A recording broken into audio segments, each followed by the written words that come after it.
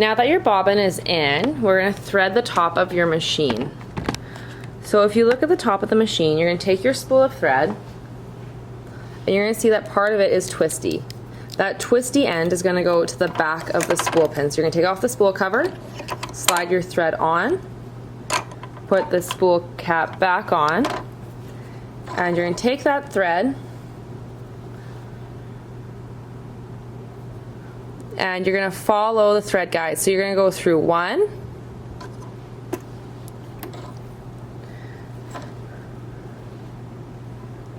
2, and this time, different than when we went for the bobbin,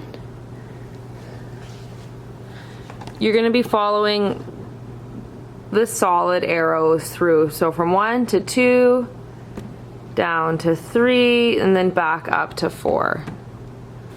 And so one thing to keep in mind when threading the machine is we just want to make sure that we're getting it properly in the tension discs as we go up. And then when we go into 4, this is very important. You're going to look at the hand wheel on the side of your machine, and you're going to gently rotate it towards you. And when you rotate it towards you, what's going to happen is this thread guide is going to go in and out of the machine, and you want to make sure that your thread is hooked in that thread guide right here. If it's not, it's going to cause your sewing machine to jam. And then you're going to go down from 4 to 5 here, which is going to bring us to the needle. And you'll see there's a 6, so you're going to slide that thread behind 6. If you can't get it caught like I couldn't, what you'll do is you'll come back to it after you thread the needle. So right now I have lots of excess thread. I find that makes it harder to thread the needle. So what we can do is we can snip that off with a pair of fabric shears. And then you're going to carefully look for that hole to thread your needle through.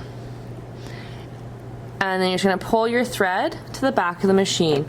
And now that you have the thread here, I find that easier to just tuck it behind 6.